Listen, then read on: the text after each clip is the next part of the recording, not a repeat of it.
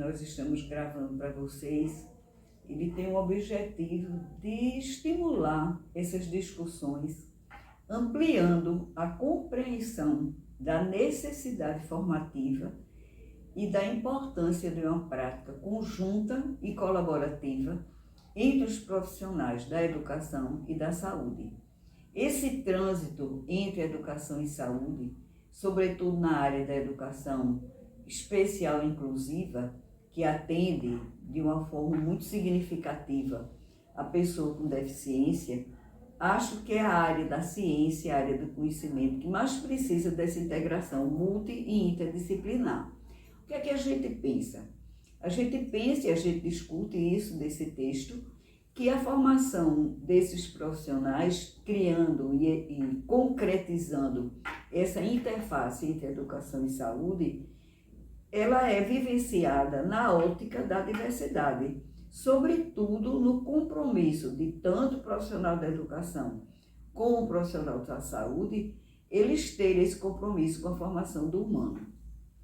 Aí a gente fica pensando que alguns fatores eles são importantes na construção dessa formação, que começa exatamente na escola, na educação infantil, no ensino fundamental das séries iniciais, no ensino fundamental das séries finais, no ensino médio, na construção dessa cidadania democrática e inclusiva.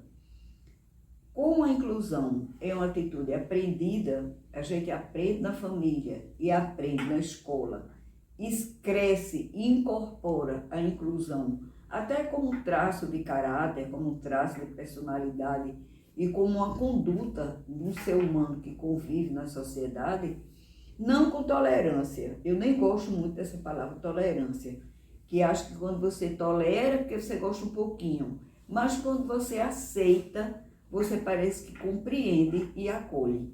Então, esse acolhimento, que para mim é o significado da palavra inclusão, ele começa a ser construído na infância, caminha pela adolescência, até que chega na universidade.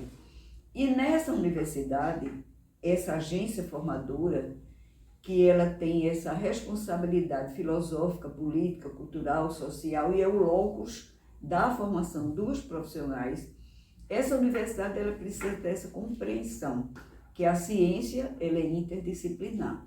E aí a gente pensa que nessa união e nessa aproximação entre a educação e saúde, isso a gente vem conversando no texto, a gente vem questionando, respondendo, durante toda a construção do texto, a gente tentou trazer essa discussão, mostrando, né, a importância, por exemplo, de uma sociedade inclusiva e humanizada, de uma cidade humanizada. Quando a gente pensa que uma cidade, uma sociedade, ela é para todas as pessoas. Elas têm uma deficiência ou não, elas têm uma deficiência temporária ou permanente, e até os idosos e até as pessoas com dificuldade de mobilidade. Por exemplo, a remoção de barreiras. Aí a gente pensa nas barreiras arquitetônicas, que seriam aquelas barreiras do dia a dia, do cotidiano de uma cidade, a remoção das barreiras sociais, na questão da aceitação, nas barreiras que a gente precisa remover até pessoais e pragmáticas e, de uma forma geral, cada indivíduo trabalhar se pondo no lugar do outro. Outro ponto também que a gente pensa de aproximação entre a educação, a saúde e outras áreas do conhecimento é na descoberta, na inovação e no uso, por exemplo, de métodos, de materiais e ferramentas pedagógicas. Quando a gente observa esse período que passamos de pandemia, onde nunca se usou tanto a internet e as ferramentas virtuais, a gente vê a importância de se trabalhar e de se construir ferramentas nas quais as pessoas com deficiência elas possam utilizar. Quando a gente pensa numa criança que tem um resíduo visual, como uma criança com miopia, por exemplo, a gente pensa todo um material adaptado para essa criança.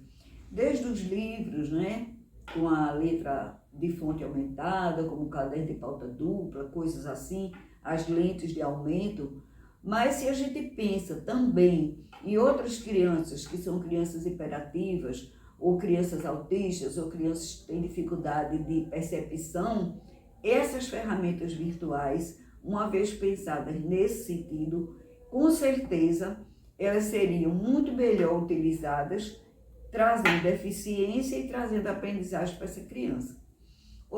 E o adolescente ou adulto, seja quem for, esse aluno que precisa. Um outro ponto importante são as parcerias institucionais. Se uma instituição ela depende da outra, como um setor de pediatria, que depende do setor de ortopedia, que depende da psiquiatria, que depende da neurologia e depende também do professor.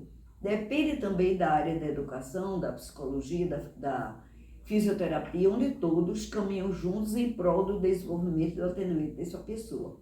Outro ponto importante, as informações trocadas entre a área pedagógica e a área da saúde seria no diagnóstico inter e multidisciplinar, onde na equipe diagnóstica, o dia a dia de um deficiente da escola, um relatório de uma professora com competência, mostrando o desenvolvimento escolar daquele aluno, facilita muito um diagnóstico. Outro ponto que a gente pensa, em relação a essa importância inter e multidisciplinar são nos momentos de trabalhar a etiologia, por que surgiu, as causas, depois as questões preventivas, o que é que pode fazer para que essa deficiência instalada ela não traga outras sequelas, e o atendimento, o que é melhor ser possível fazer. Em relação a uma outra preocupação que a gente coloca no texto, é em relação ao locus da formação. Onde se forma esse profissional tão integrado, tão inclusivo? Claro que seriam nas agências formadoras, mas para isso é preciso que essas universidades, esses centros de ensino, eles percebam a importância de um currículo integrado. Imagina se a gente tivesse uma prática profissional, um estágio curricular, por exemplo, onde médicos, dentistas, psicólogos, fisioterapeutas, fonoaudiólogos e pedagogos pudessem trabalhar juntos. Com certeza, tanto eles como as pessoas que são atendidas nesses centros, eles teriam um preparo profissional muito melhor e as pessoas desses centros, elas lucrariam muito com a integração desses profissionais. Aí eu penso também, a gente coloca essa discussão no texto, em relação ao comportamento colaborador e compartilhado entre a investigação e a pesquisa. É importante que tudo que se descubra seja socializado para que o atendimento melhore e o atendimento avance. É preciso também que a professora ela compreenda, através do pediatra, do neurologista, do psiquiatra, do fisioterapeuta, do fono, as condições de aprendizagem dessa criança, porque tudo que esses profissionais eles recomendam fazem eco na escola. E tudo que a professora faz na escola tem eco nessa equipe multi e interdisciplinar. Então, finalizando, a gente recomenda, que tem que reconhecer que os desafios são muitos. São muitas questões para serem resolvidas, tanto na preparação do profissional, como na prática desse profissional, para que seja uma prática inclusiva. A gente não pode esquecer que tem um apoio para que isso aconteça de uma forma objetivada e verdadeira, que são os aspectos históricos, políticos e interdisciplinares dessa formação, que eles ganharam vida e têm os direitos garantidos quando se publicou em 2015 o Estatuto e a Lei Brasileira de Inclusão.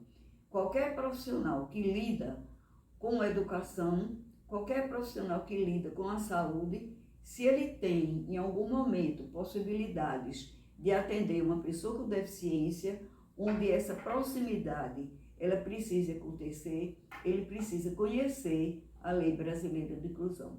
Obrigada, boa leitura e estamos à disposição de vocês para qualquer dúvida.